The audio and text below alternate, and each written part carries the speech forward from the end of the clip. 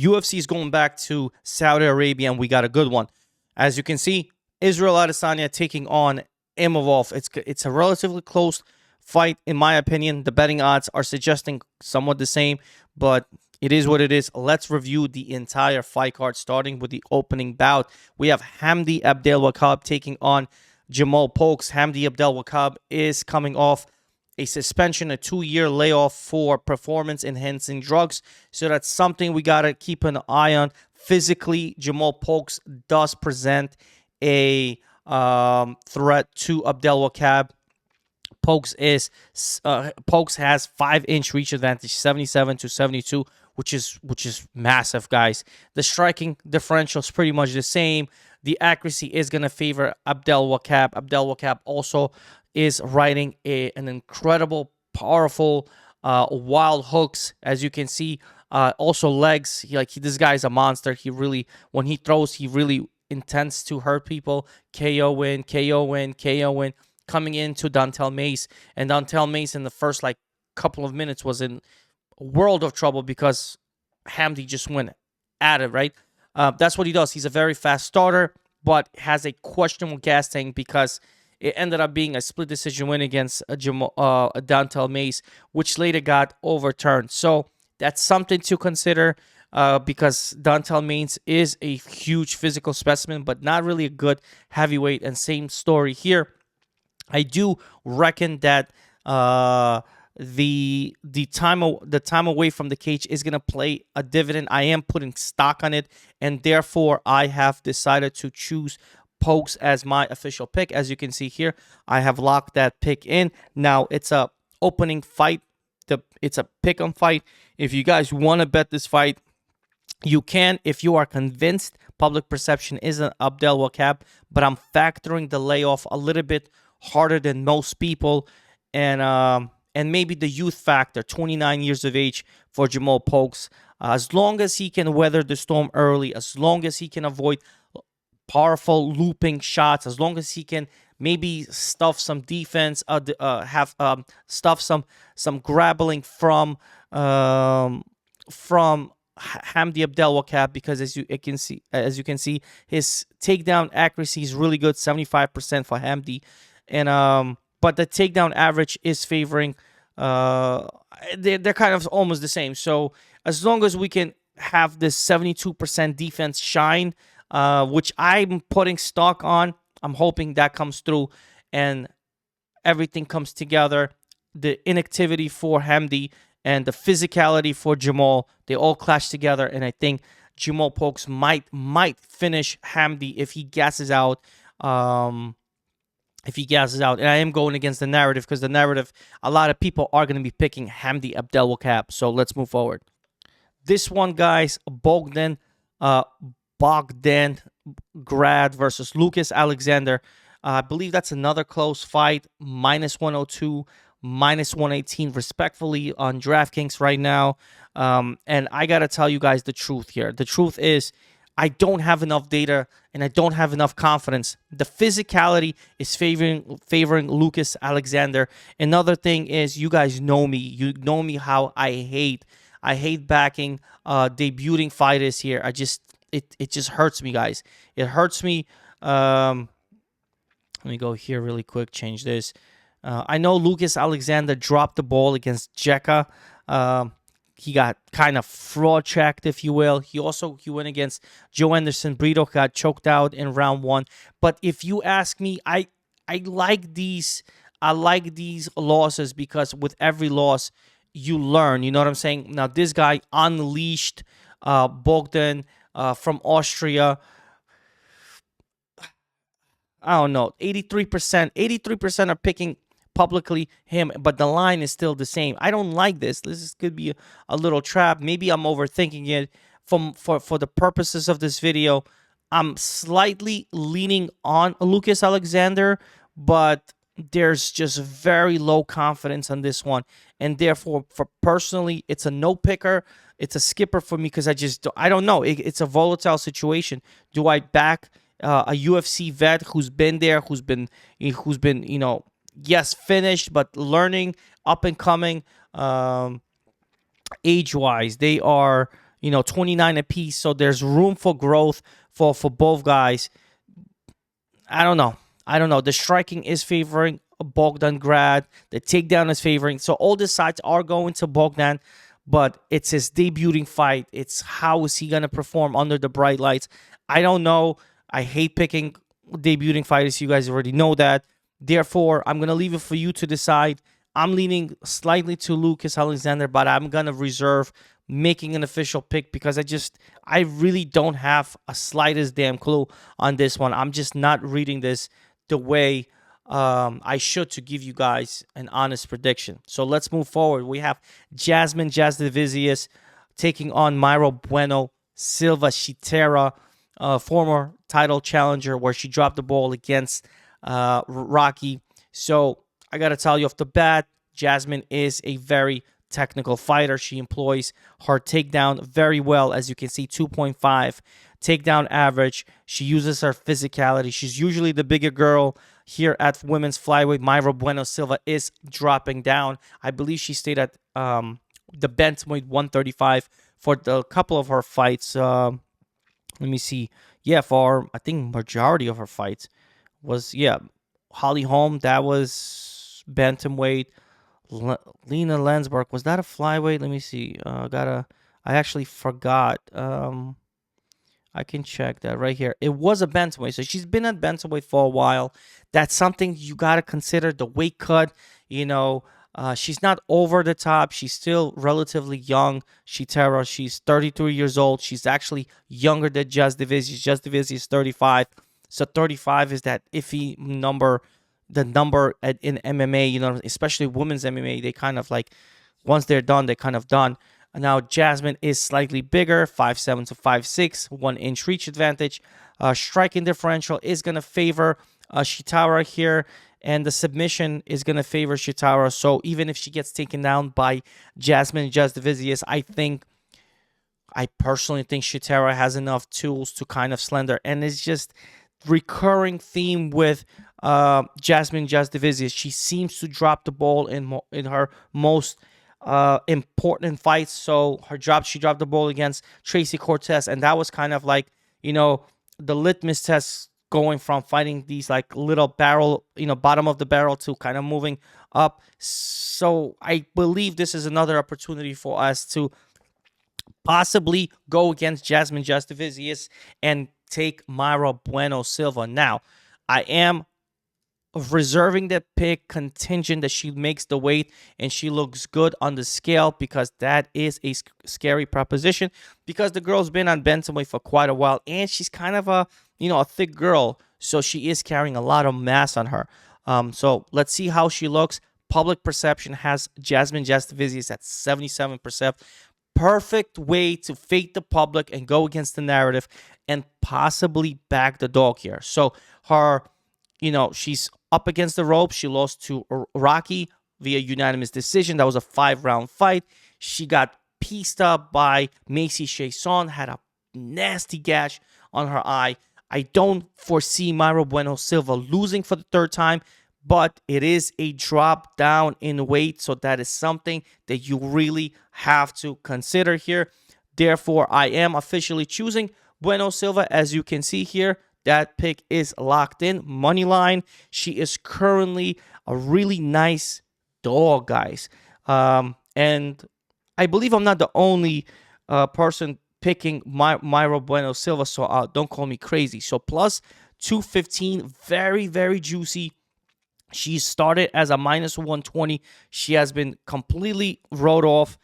Maybe I'm being completely foolish. Maybe I'm blindly dog chasing. Maybe all of that is something to consider. But if you're a Jasmine fan, if you believe she's going to win, then that's the rightful pick. I just think Myra Bueno Silva has a lot of tools in her shit to kind of get railroaded as a 2-1 dog here. So, maybe plus 150 is maximum where I would have drawn the line, but a plus 215, I gotta sprinkle some on the dog here. So my official pick is gonna be Myra Bueno Silva. Let's move forward. We got Terrence McKinney taking on Damir Hadzovic, and let me tell you guys something. 38 years of age, Damir Hadzovic, been there, done that. He got finished by Renato. famous thing that's going on YouTube is where Renato finished him. He still wanted to continue to fight, and Demir says, "Well, if you wanted to fight, why'd you submit me?" In any case, Terrence McKinney, 30 years of age, kill a big kill kind of guy, minus 500, stupid, absolutely stupid line. If you take a look over here, Terrence McKinney is minus 500 DraftKings. One thing I'm gonna say is I am going to pick the under prop. Okay, I believe Terrence McKinney is a kill a big kill kind of guy. If you look at his record, this guy lives in round one. He either finishes in round one or he loses to round one. Now, the beer, can he finish McKinney in round one? Probably not. So I'm going to take the under 1.5 of minus 250. It's a chalky under, but that seems to be the right pick here with Terrence McKinney. He just goes out there, balls to the wall, doesn't play any games. He drops you, takes your back, or just knocks you the F out. I do see a clear path to victory for Terrence McKinney. He is physically bigger, younger, faster, and as long as he doesn't get slapped early by Demir, who doesn't really pose that threat. But in either case, even if he wins, we cover that with under 1.5. So if McKinney's jaw is completely broken and one punch takes him out, we cover that as well. So my official pick is going to be under 1.5 here, and yeah, or McKinney to win, because he should win. You know what I'm saying? Let's move forward. All right, another one. We got Shamil Gaziev versus Thomas Peterson. Another heavy favorite. We got Shamil Gaziev minus 340 right now in DraftKings. Let me see. Let me put this up right here. Shamil Gaziev minus 375, kind of settled in at minus 340. Thomas Peterson is a more of a technical striker, but he is giving up physicality, 4-inch reaches. He's giving up to Shamil Gaziev. He's also giving up the wrestling pedigree to Shamil Gaziev because I think he got that in the back pocket, although he kind of gassed out against Rosenstruck, but it is what it is. We're going to give him a little pass. Now, so far, Thomas, he's been defending the takedowns pretty well. He has 100% takedown defense. I actually didn't know that. And he kind of has his own takedown to go along with his kind of technical striking. But this is bottom of the barrel. If you ask me, this is not a top tier contender here. Shamil Gaziev should get the win. I'm pretty confident on this one. It is another heavy favorite, minus 340, but he just seems to be better everywhere. There is that gas tank issue because he has dropped the ball. So that's something to consider. 93%. Jeez. 93% are on Gaziev here. I have already picked Gaziev here in Topology. I think he should get the damn job done. And if he doesn't, cut him UFC, because we cannot afford to have these fat slubs in the UFC who just don't do what they're supposed to do. Anyway, let's move forward. All right, next we got Mohamed Naimov taking on Khan Olfi. Khan Olfi is coming off a devastating KO loss in the UFC. Well, it wasn't the contender. It was the Ultimate Fighter finale. He got brutally knocked out. Watch that knockout. It's just disgusting. Naimov is coming off a stupid submission loss to Felipe Lima, where he was winning the fight until he wasn't, because he gave up the neck and got submitted. And I will forever hate him because I had a monster multi-unit play on Mohamed Naimov. Caught him live, but he definitely let me down. So there is that personal resentment. He does have the 4-inch reach advantage. Physically, he's going to be bigger, 5'9" to 5'7". The grappling is the key to this fight. You know, averages almost 2 takedowns per fight. And physically, he's good. He's overall kind of game. We haven't seen much of Khan Olfi. The line is also stupid on Mohamed Naimov. Naimov is currently sitting at, where are you, Mohamed Naimov? Minus 340, another chalky favorite. But the line movement suggests the right position here. What's the public perception? The public perception is going to be overwhelming, another overwhelming 92%. I do think he comes out here. Olfi just doesn't seem to be like the right threat of resistance here. Imavov should be more seasoned, more technical, training at Elevation Fight Team. So that's a good gym to be coming from. Yeah, I believe Muhammad in Saudi Arabia shines. We're gonna go with Muhammad minus 340 parlay piece, but don't put too much stock on it because I got just from the. Anyway, let's move forward.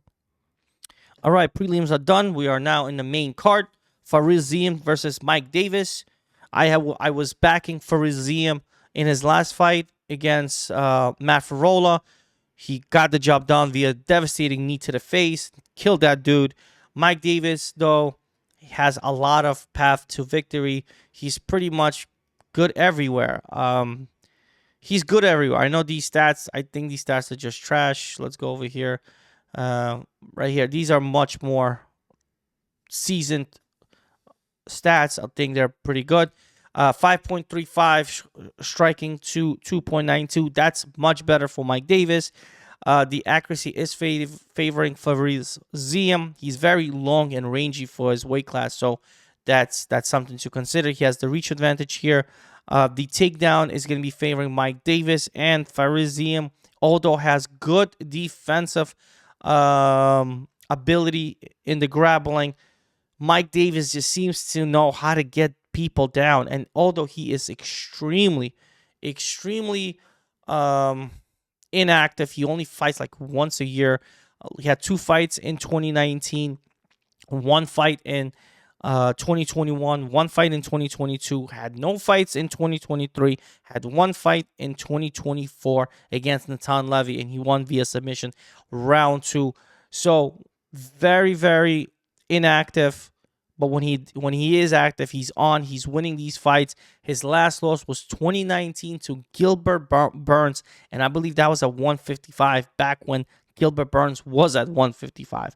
So, the natural pick is going to be Mike Davis just because I think he's overall, but I like Farazim.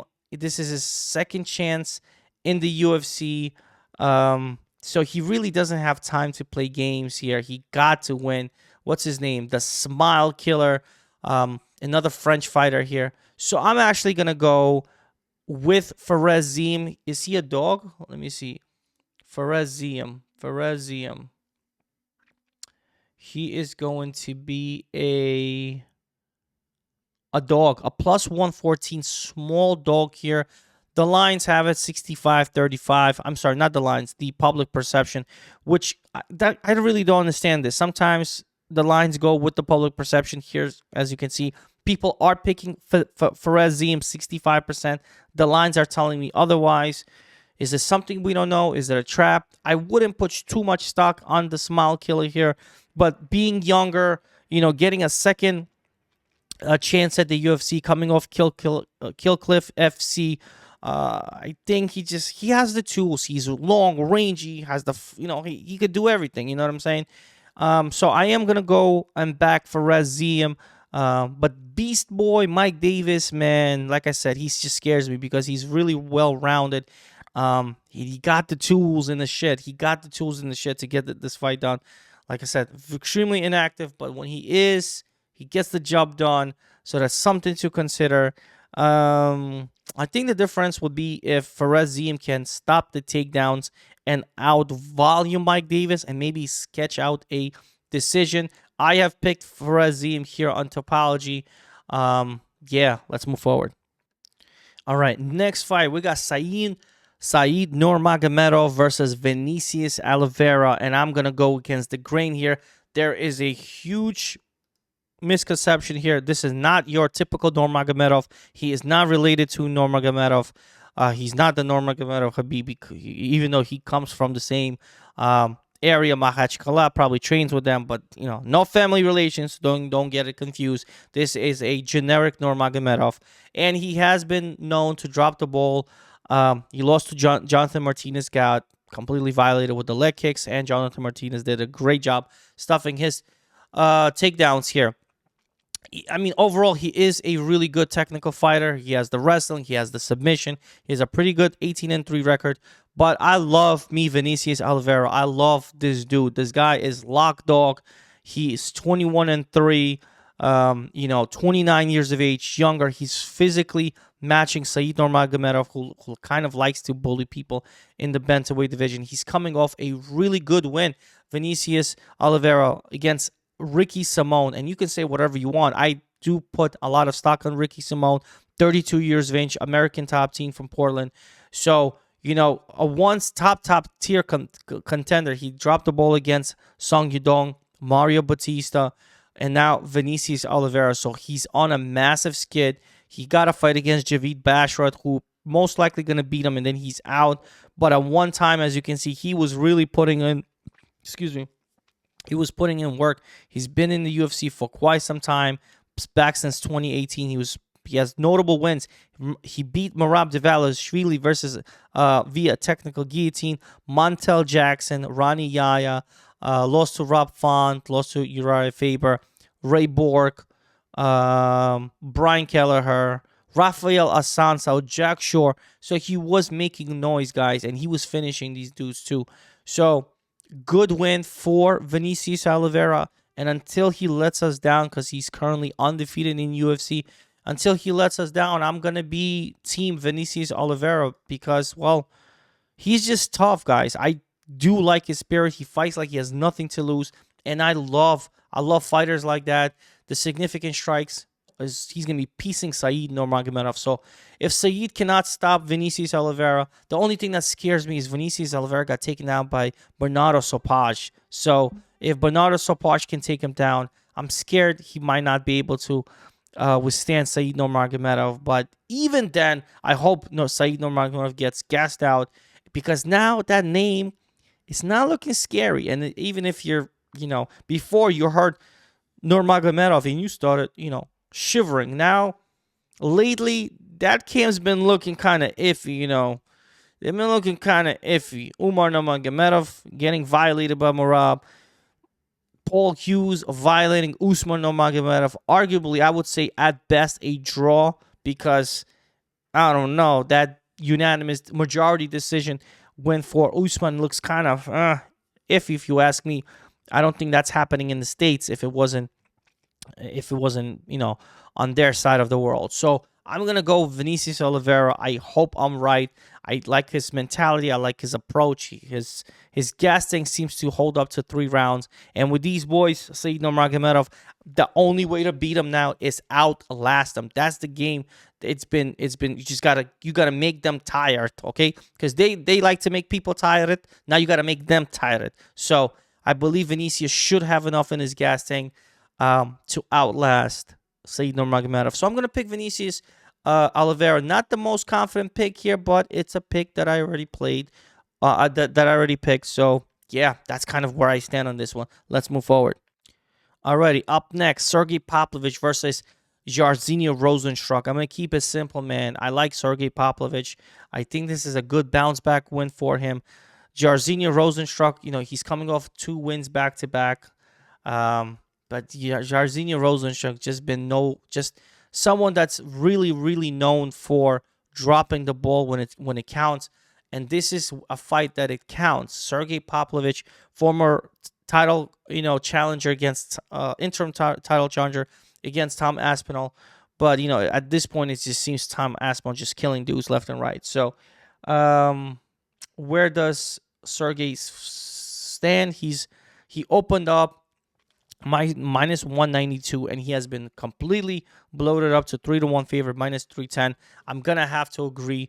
I think Sergey Pavlovich outvolumes and outpowers Jairzinho Rozenstruik. Rozenstruik does possess the deft touch, but he just hasn't really looked to translate that deft touch more than needed to. So I'm gonna go with Sergey Pavlovich. What's the public perception here? The public perception is 86% Pavlovich. So it is what it is. We're gonna pick the dog. I think he's physically more imposing. He's just higher volume and 6-inch reach advantage. in a heavyweight where every single inch matters. You know what I'm saying? Yeah, I think Pavlovich is the side. I'm really confident with that pick. I think he bounces back. He's coming off 2 losses back to back. One to Tom Aspinall, one to his training partner, um, Volkov, right? Alexander Volkov. But yeah, he has a good attitude. I heard the media day. He seems to have his head on the shoulder, and he's ready to fight. So we're gonna go with Sergey Pavlovich. I think he might be knocking out Jairzinho on Saturday. Let's keep forward. Let's keep moving forward. All right, co-main event time. Shara Bullet Magomedov versus Michael Venom Page. We got a good one here, guys. This is Striker's Delight. 22-3 record for Michael Venom Page. The only real bad thing for him, he is 37 years of age. He's about to turn 38. Shara Magomedov, he is literally just peaking in his prime. 30 years of age. His striking differential is stupid. He's just volume kind of guy. I do expect him to fight and not just nonstop. There is talk from Michael Venom Page that he might consider grappling. Yeah, good luck with that. Even though Shara Magomedov is a striker, I do expect Shara Magomedov to know a little bit of wrestling. You know, I would be absolutely stunned if he doesn't know how to stop a takedown. You know what I'm trying to say? So we're gonna go with the one-eyed monster. Does he finish Michael Venom Page? See, this is the question I've been going back and forth. I'm not really sure. I'm not sure. I just don't know. But 71% takedown defense for Shara Magomedov, like I said, should be enough just in case Michael Venom Page decides to become Habib in that region. I'm going to go with the one-eyed monster here. I'm fairly confident here. I did pick Magomedov, as you can see. I think he gets the job done, and that's going to be my pick. Let's move forward, man. But it's going to be a good fight. And what is he on, though? What's his line? Just in case.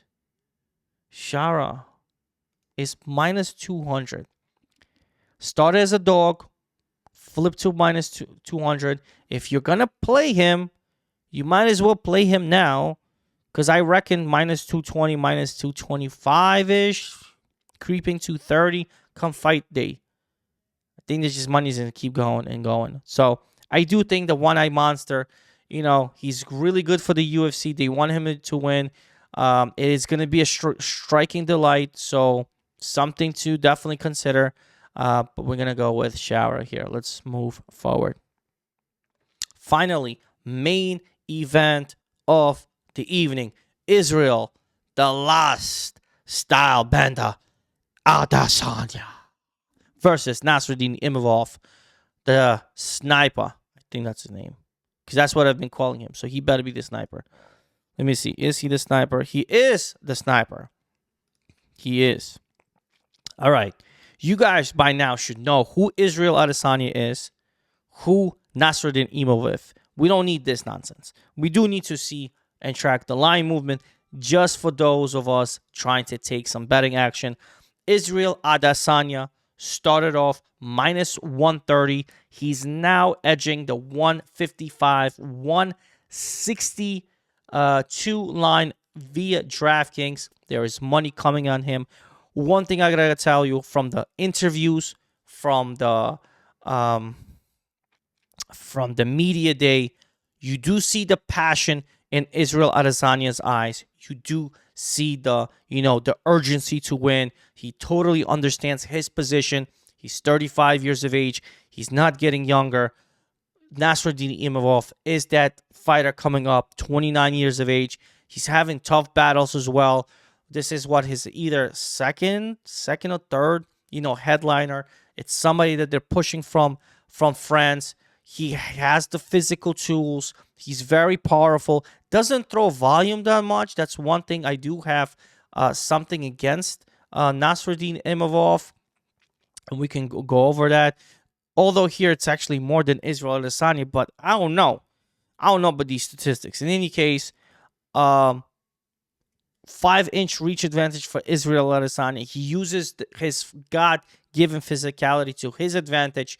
But Nasruddin is 6'3", so he is matching him. He is giving up 5 inches of reach, so that's something to see here, because he's usually the bigger guy in most of his fights. The striking 4.51 is actually favoring Nasruddin. That's very interesting. Very interesting. The takedown accuracy, although they don't both do it, but this is where I'm scared of. Honestly, the takedown is where I'm gonna put a lot of stock on. If I just feel like Israel does have good defense against. So actually, let me not talk about too much garbage here. He has 75% defense against takedown. So I gotta give it to Izzy. I do gotta give it to Izzy. So I'm not gonna talk too much shit on it. But when I look overall, if Nasruddin Imavov gets a hold of Israel Adesanya and pushes him against the cage, I definitely see him taking Israel Adesanya down. And if he takes Israel Adesanya down, he's going to keep Israel Adesanya down. Now, for the most part, in most of his career, he did very well against grapplers. He was able to shine using his God-given physicality and keeping them at bay because he was just striking them. So, can he definitely do this here? Can he turn back the clock and give us a vintage Izzy performance? Absolutely. But is this the changing of the guards? Is this the time where Nasruddin Imavov comes in here and kind of makes a name for himself? He is coming off that win against Brandon Allen. He's coming off a win against Jaron Cannonier. He's coming off a win against Roman Dolidze. So, you know what I'm saying? There's a no contest versus Chris Curtis here. He lost to Sean Strickland. That was his only, and Phil Hawes, believe it or not, in 2021. Besides that, he's been really doing really good shit. I mean, he's been steamrolling. So he has been winning. He's been on the winning side. Roman Dolidze, Jaron Cannonier, Brendan Allen, all good names, guys. All good names in the middleweight division. Yeah, I'm really torn here because I don't want to pick against Izzy. I hate picking against Izzy. I've been picking Izzy his entire career ever since I got introduced to Israel Adesanya back in 2018. I've been on Izzy's team here, and I hate jumping ship when I be like, oh, back-to-back loss, man. You're fake. Well, maybe I am fake, but it's just I just gotta be honest here. I think Nasruddin Imavov is really coming in here, and the biggest threat will be the physical pressure and wrestling. If he can impose that, although we've seen Robert Whitaker working with Israel Adesanya, so maybe he gave him some pointers there. But I think the fight does go in the later rounds. That's what Israel Adesanya is known for. He's known to drag his opponents to deep waters. Even with Dricus du Plessis, it went to 4th round before he got caught by du Plessis, where he caught him, stunned him, jumped on his back, and submitted him. So that's something to consider. So the round lines are stupid. It's set at 4.5, I believe. Yes, 4.5 minus 200. So if you're looking at maybe getting some value, maybe looking at the alternative rounds here. The alternative rounds, let me see, rounds. Fight start round 2, which is disgusting. This number is also disgusting, but if you want to, like a short play parlay, which I don't believe in short play parlays anymore, minus 575, fight starts round 3. That means you're going to have to go over 2.5 alternative rounds, and that might be disgusting too. So yeah, it's better just to pick a winner if you are gonna bet. If not, I would just enjoy the fight. That's what I'm gonna do. I believe I didn't pick a pick. No, I didn't. I did not enter a selection here, so no pick prediction on this one. I just prefer to watch Izzy. I would prefer to enjoy the fight. To me, he's entertaining, very technical. His striking are just elite level. I'm just gonna say that they both have the tools to win. They both come in. We know what they're coming in with. We've been watching Izzy for a long time.